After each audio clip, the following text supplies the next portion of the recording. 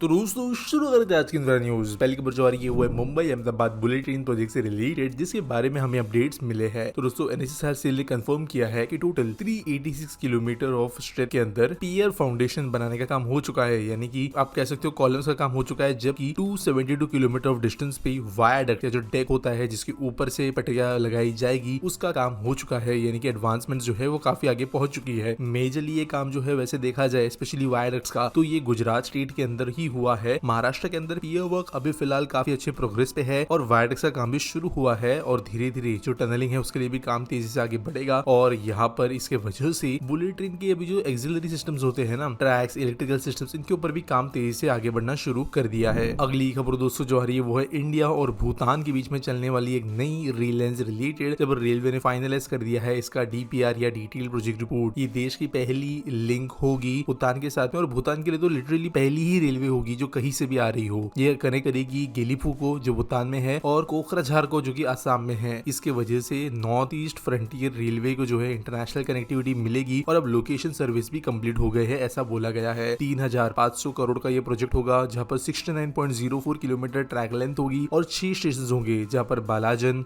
गरुभाषा, रुकनीखाटा, शानपुर, दत्तगिरी और गेलीफू ये स्टेशन होंगे इस रूट के अंदर। क्योंकि ये हिमालयन रूट है तो बहुत ज्यादा सिग्निफिकेंट यहाँ पर आपको स्ट्रक्चर्स देखने मिलेंगे, जहाँ पर 29 major bridges, 65 minor bridges, 1 route over bridge, 39 route under bridge, 2 viaducts जो कि 11 मीटर्स के होंगे। अगली खबर दोस्तों जो आ रही है वो है दिल्ली डेवलपमेंट अथॉरिटी से, जिन्होंने एंगेज किया है global accounting firm Ernst and Young को to do a transaction of 10 in situation slum rehabilitation projects in the capital city. तो बेसिकली यहाँ पर कई सारे स्लम ड्वेलर्स है, इनको हटाया जाना है और नए प्रोजेक्ट्स यहाँ पर डीडीए को बनाने हैं। तो इसके लिए यहाँ पर एक कंसल्टिंग का बेसिक कॉन्ट्रैक्ट है, चीजें सही जाती है तो ये झुग्गी झोपड़ियां हट जाएगी। अगली खबर दोस्तों जो आ रही है वो है Bengaluru STRR to Bengaluru Chennai expressway link से रिलेटेड, जो कि इस महीने ओपन होते हुए दिख सकता है। तो एक 21 किलोमीटर का स्ट्रेच है जो बेंगलुरु के बाहर के रिंग रोड को कनेक्ट करता है होसकोटे से लेकर आगे जाके तमिलनाडु बॉर्डर के पास तक, जो कि कंप्लीट होने पे है। और इसकी वजह से ये एक्सप्रेसवे का जितना हिस्सा तक बना हुआ है उससे लिंक हो जाएगा। वैसे बेंगलुरु और चेन्नई के बीच में पूरा का पूरा स्ट्रेच जो है कनेक्ट होने की वजह से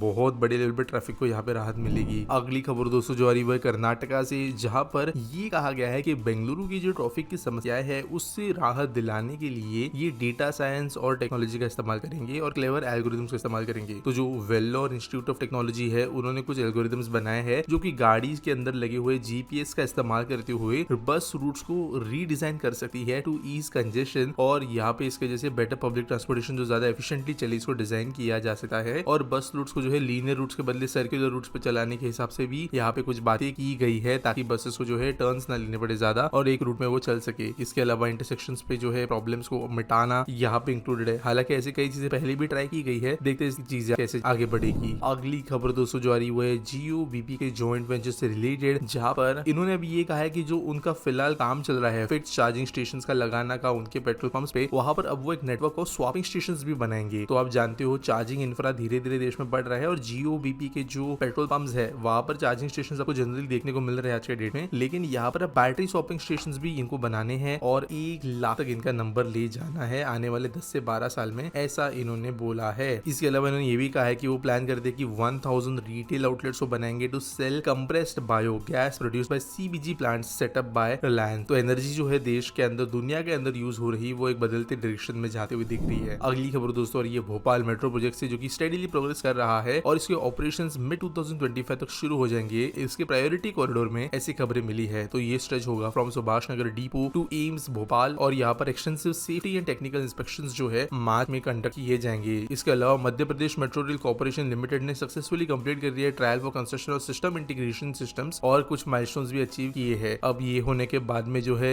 डिजाइन एंड स्टैंडर्ड्स ऑर्गेनाइजेशन के द्वारा चीजें ओवरसी की जाएगी और फिर CRMS के द्वारा सेफ्टी ट्रायल्स वगैरह कंडक्ट किए जाएंगे। इसके बाद में एक छोटा स्ट्रेच ओपन हो पाएगा। वैसे भोपाल मेट्रो की जो लाइंस है ये 90 किलोमीटर पर आवर के स्पीड से कनेक्शंस दे सकती है और मॉडल रोलिंग स्टॉक इसमें इस्तेमाल किया गया है। आज के एसपीटी सॉल्व के बारे में बात करें तो अल्फा पूछते हैं why in Indian government waste money on temporary development like someone visiting और some event going on, they build footpath, lane marking, greenery, infrastructure, new roads, what about long term development. यार देखो जो temporary development देखते हो ना, ये actual में plan किया गया था एज लॉन्ग टर्म डेवलपमेंट। हमारे देश में क्या है कि अगर कोई बड़ा नेता जो होता है वो जनरली कई सालों से अच्छे पोजीशन पे होता है, कोई मुख्यमंत्री सीधे नगर सेवक से नहीं बनता, तो वो काइंड ऑफ MP MLA के ट्रेडिशन से जाता है। उसके बाद जैसे होता होता है कि जनरली हमारे जो बड़े नेता होते हैं ना, उनको एक्चुअल ग्राउंड रियलिटी से डिस्कनेक्शन 15-10 सालों से होता ही है। तो जब भी वो कहीं पे विजिट करते हैं तो वहां पे उनके जो छोटे मोटे नेता होते हैं उनको वो नाराज ना कर दे, कोई नेता आ रहा है वो कोई गलत चीज पॉइंट आउट ना कर दे, इसलिए रातों रात इंफ्रा बनाया जाता है। ये जो नॉर्मल चीज है, नया रोड बनाना, फुटपाथ साफ करना, हॉकर्स का हट जाना, सब एकदम से सजाना संवारना चीजों को, ये चीजें जो है रातों रात कर दी जाती है ताकि नेता को बताया जा सके कि हम जो है एरिया को एकदम मेंटेन रखते हैं। और ऑब्वियसली ये टेम्पररी क्वालिटी का ही होता है जो कुछ दिनों बाद में हट जाता है, खराब हो जाता है, पेड़ गायब हो जाते हैं। हालांकि ज्यादातर शहरों के अंदर, ज्यादातर इवन गांवों के अंदर ये जो भी चीजें बनाई गई होती है उसका कॉन्ट्रैक्ट दिया गया होता है पहले किसी दूसरे काम के अंतर्गत, उसको बनाया जाना था।